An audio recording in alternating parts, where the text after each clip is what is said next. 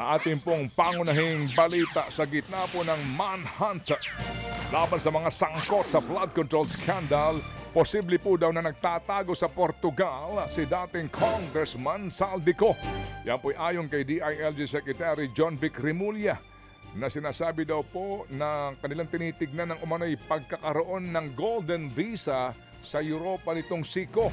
Higit isang linggo na po ang nakakaraan, sinabi po ng DILG na huling nakita si Ko sa Japan. Bago pa po noon ay nakita rin umano siya sa Amerika, sa Singapore at iba't ibang bansa sa Europa tulad ng Spain at Portugal. At ayon kay Remulla, meron daw pong European Golden Visa nga si Ko.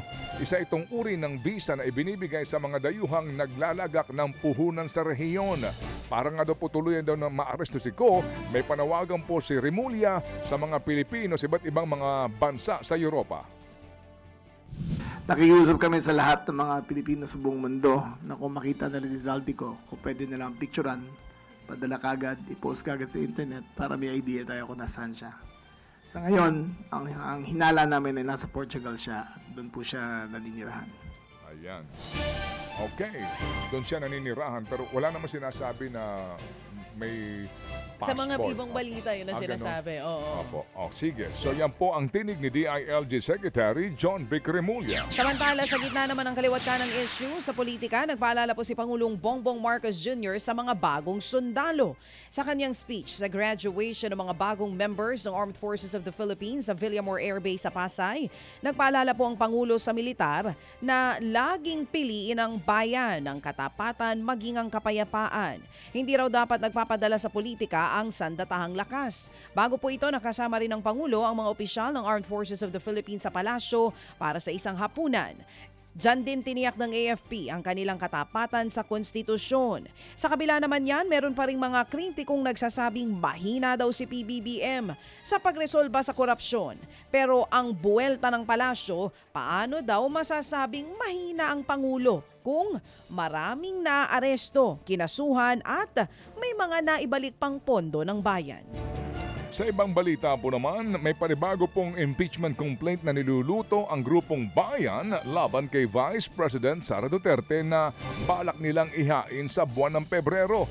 Matatapos po kasi ang one-year ban sa paghahain po ng panibagong impeachment complaint laban kay VP Sara sa Pebrero 5. Isa pa sa mga pinag-aralan po ng grupo ang naunang desisyon ng Supreme Court sa pagpapatigil ng impeachment at pagdeklara rito bilang unconstitutional. Hinihintay pa nila ang magiging resulta ng kanilang apila sa naging hatol ng kataas-taasang hukuman. Higit 200 kongresista ang pabor na suspindihin si Kiko Barzaga. Hanggang Enero po yan dahil sinisira na raw niya ang imahe ng Kamara sa publiko dahil sa mga patutsyada niya online. 6 na pong araw na suspensyon ang inirekomenda ng House Ethics Committee na pinabura naman sa botohan sa plenaryo dahil sa serye ng mga post niya online. Walang sweldo at allowance na matatanggap si Barzaga sa panahon ng kanyang suspensyon. Bawal din siyang umattend ng sesyon.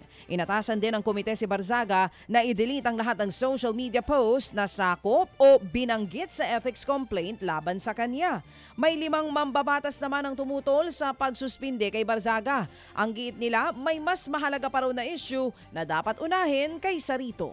Samantala po naman sa pahayag po nitong si Congressman Barzaga, wala daw siyang babaguhin sa kanyang pag-aasal sa social media. Kahit na siya sinuspinde ng Kamara.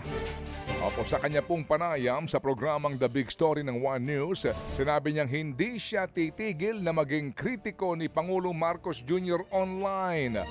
Handa rin daw siyang humarap. Opo, sa pwesto, handa raw siyang harapin daw ang kung sakasakaling siya'y alisin sa pwesto at kahit na daw pagbantaan pa yung kanyang buhay. At sa isa pong post sa Facebook, iginiit po ni Barzaga na kahit na tinawag daw na unethical ng mga kapwa niya kongresista ang mga pahayag niya laban kay Marcos Jr., hindi naman daw nila ito itinatanggi. Mga kapatid, brothers and sisters, saan ka pa? Dito na tayo sa totoo. Dito na tayo sa True FM. Mga kapatid, mag-subscribe and follow po kayo sa social media accounts ng True Network PH. Yan po kami. Hanapin nyo lang True Network PH, Facebook, Instagram, YouTube, TikTok, and podcast. Mapa Apple or Spotify man yan, mahahanap nyo kami. Lahat ng mga napapanood at napapakinggan nyo po sa programa, nasa social media accounts namin yan. So, paano mga kapatid? See you sa social media!